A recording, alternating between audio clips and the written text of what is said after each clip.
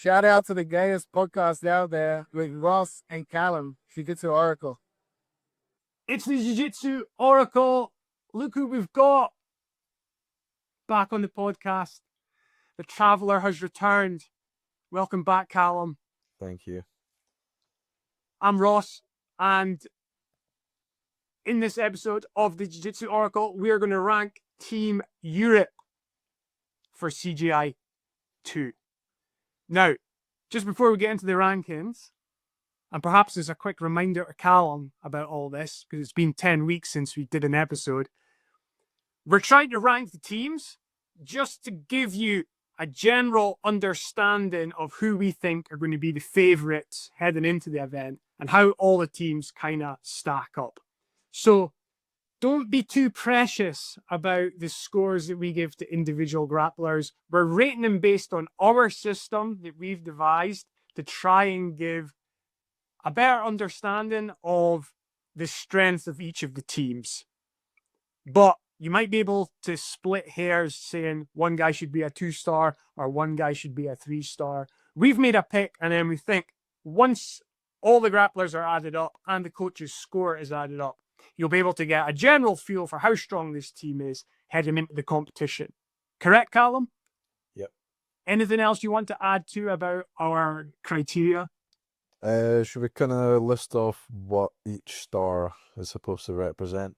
Yes, we should. Do you want to go first? And I can chime in if I need to.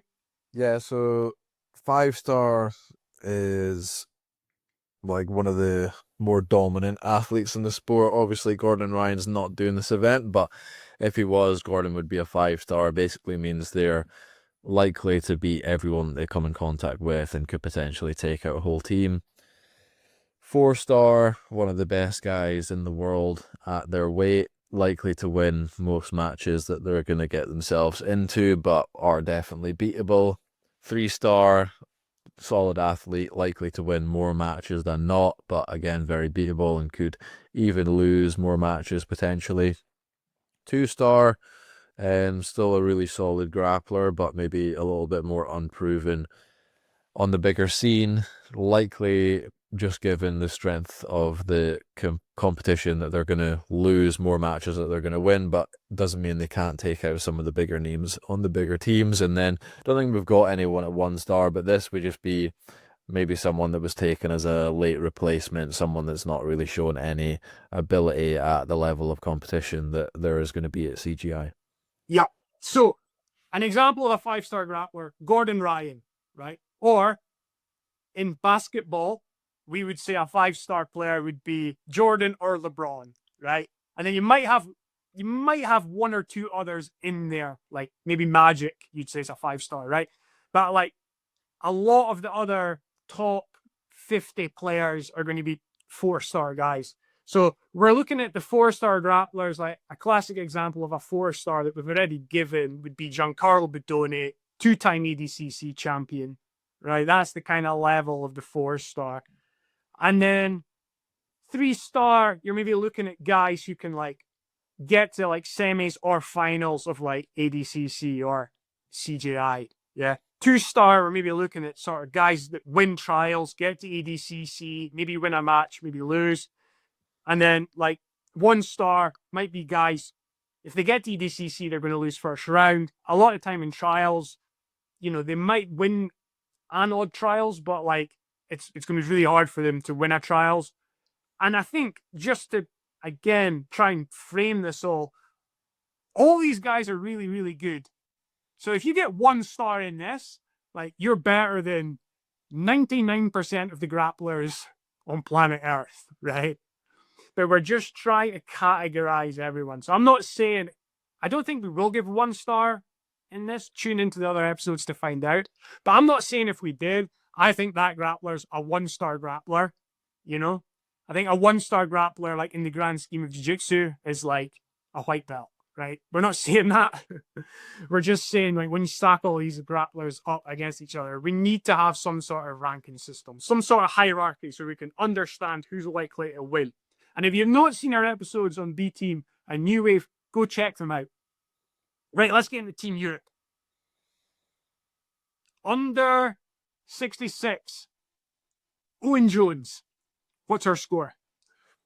I think Owen's the strongest guy on the team. One, because he's beaten the higher levels of competition that he has, like at ADCC, won by submission, and the fact that he's placed within his own weight class.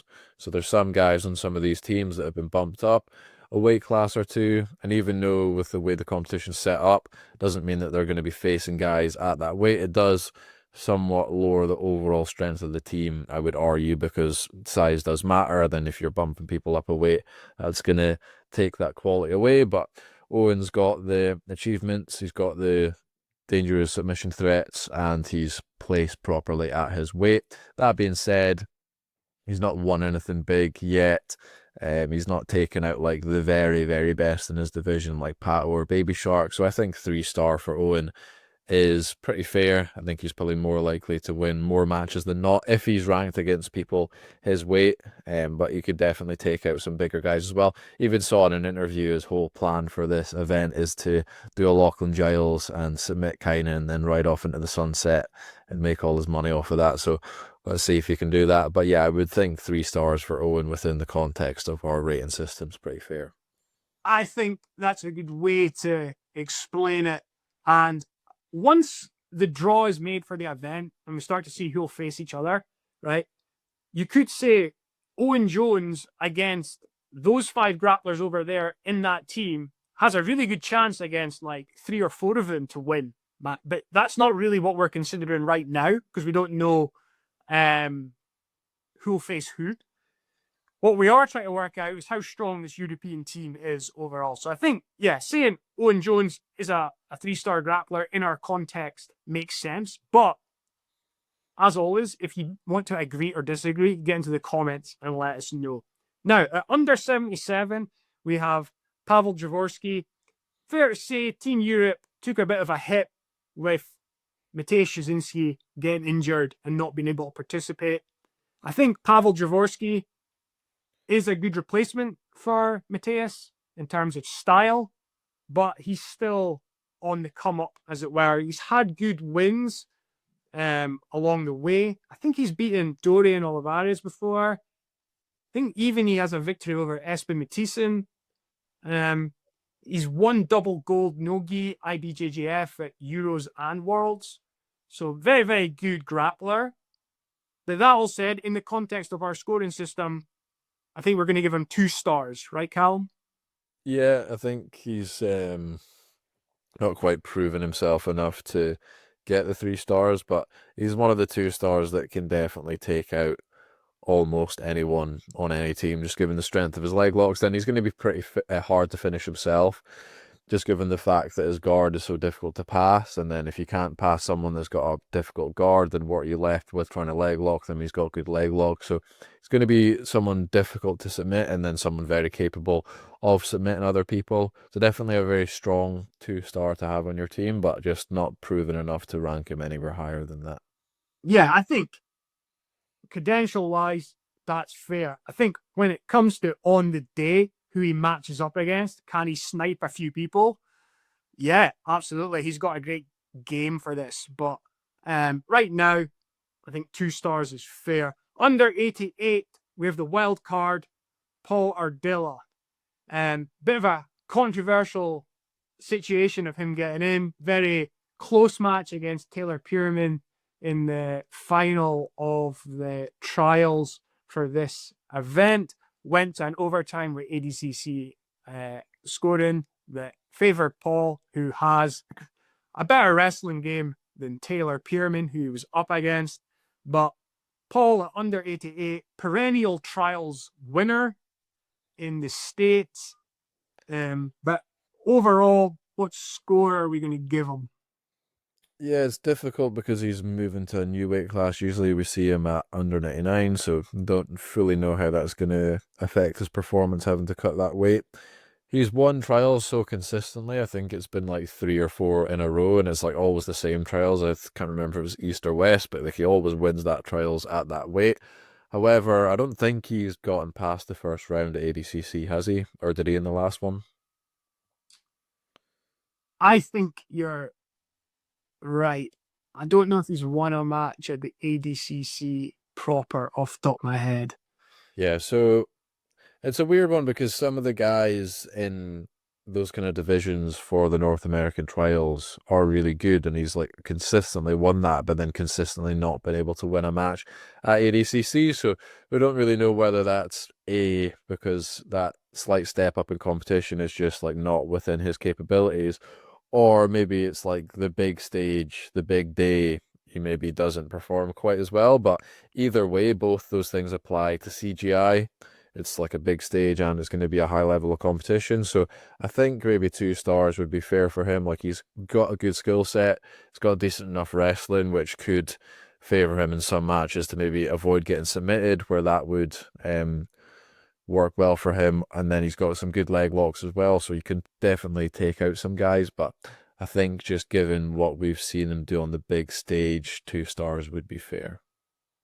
I think that's fair. I think he has victories over the likes of like an Elder Cruz or a Michael Pixley.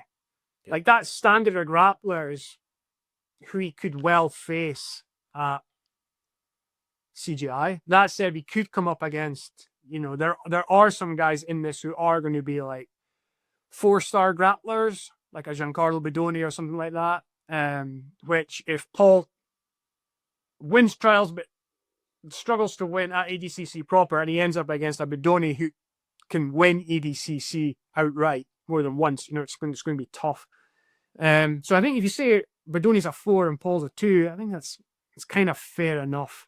But I think, his skill set for this is interesting because he could definitely win by leg lock submission, and he could definitely be hard to beat if he decides to wrestle and try and take someone out and get a draw. Yeah. So interesting pick. Definitely up for debate, the score. But we have to plump for one number. And we're going to go for a 2. Under 99, Charles Negremont. Interesting pick for Team Europe here. Yeah, as well as another guy that's bumped up in weight. It's funny, given the fact, well, I don't know, maybe because they selected him at that weight, maybe Charles, I know he's like getting a little bit older, maybe he's struggling to make that weight, but it's funny that you've got a guy that, well, 2 guys at the last ADCC, and in general, Charles usually competes 88, and then Ardilla usually competes at 99, but they've swapped those 2 guys around. But yeah, that's going to potentially bump Charles down a little bit. At the same time, he does look like a very physically strong grappler, and he's got a good skill set. He managed to beat Isaac Michel by submission in the last ADCC, so definitely capable of beating a lot of guys. But yeah, just credential-wise, he's not quite shown enough to be put as a 3-star, given that that's like more likely to win more matches than not. Given certain matchups he can get, he can definitely rack up a few wins, but I think 2 stars pretty fair for him as well. A dangerous, solid 2 stars, I would say. Yeah, I mean, I think if you look at like the star system within the context of the team, we gave Owen 3. He went 2 and 1 at the last ADCC, right? And then Charles went 1 and 1. Yeah. Like he beat Isaac, but then he lost to Chris Vojic. Yeah. And then Chris like got to the second day, but like wasn't ultimate winner of the bracket and stuff like that. You know what I mean? So I will say like Charles has been around for a long time. And if you look through his record, like some of the guys he's gone up against, some of the guys he's beaten, really impressive along the way.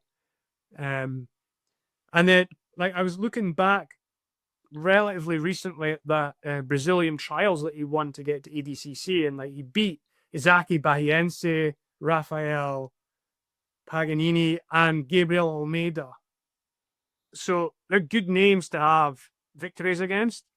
But I think maybe with Charles and just like the style of quintet, like his biggest asset might be going in and taking out someone like a Luke Griffith or a Bedoni or whatever, you know what I mean? Getting that draw and getting that dangerous person from one of the big teams out.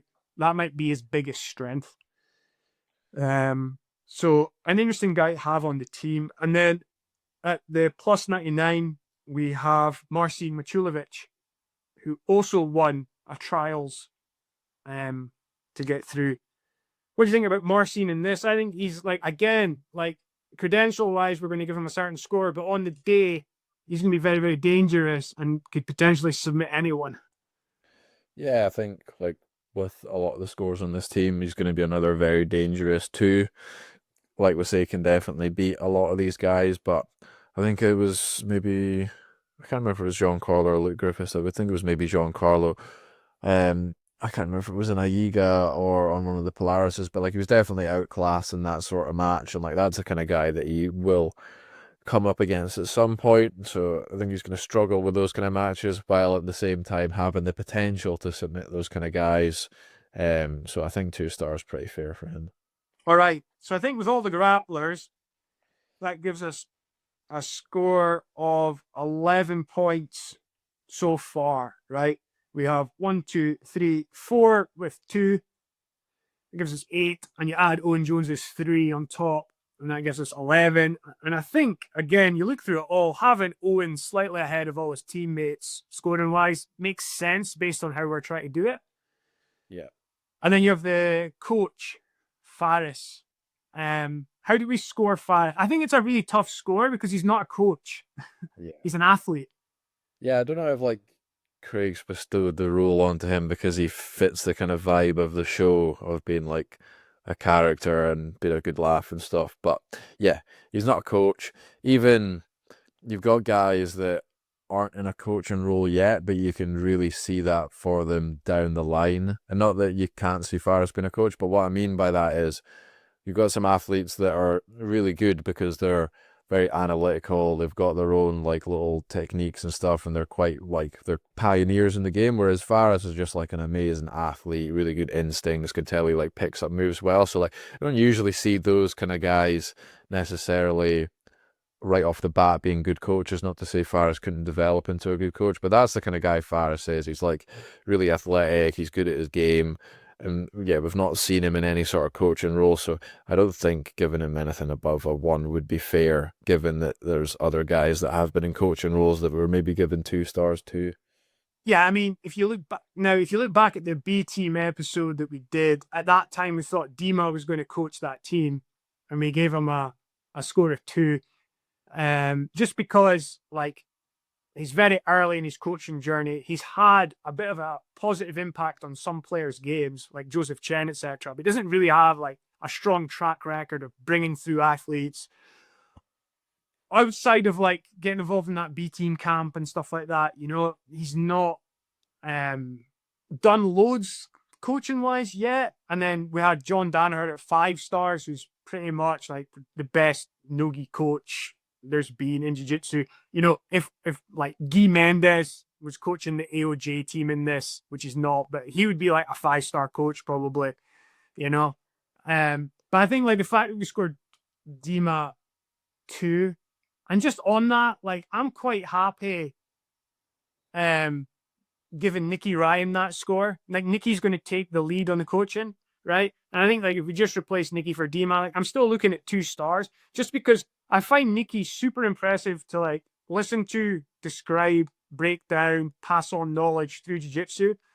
But he just doesn't have that coaching pedigree background yet. Coming out of CJI too, he might move up to 3 stars like right away. You know what I mean? If his team does well. Yeah, and I think like the comparing Nicky to Faris is exactly what I was talking about. Like, yeah, we've seen Nicky coach a little bit, but from an athlete's perspective, like Nicky is someone that pioneers techniques. He's good because he's very technical. He's got deep technical knowledge. It's like slightly, not that Faris doesn't, but like Faris is obviously he's like more like Leandro Lowe style, like maybe doesn't even know to the fullest extent what he's doing a lot of the time, but he's just like very good instinctually, very good athlete. I think that's more what it appears like Faris falls into. Yeah. Opposed to Ryan. Now, this is the score today. But Faris might go into CJI 2 and construct a really, really good game plan for the team, and they might win a match because of his tactical acumen. But we've just not seen it yet. We don't know.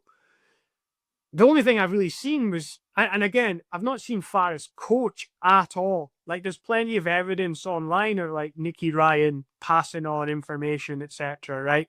So we can kind of get a feel for that, but we don't have anything to go on with Faris outside of that European trials, which were very polarizing. Again, go back to the Jiu Jitsu Oracle episode that I did on it, where I share my opinions, but I don't think it was like that well put together, you know? And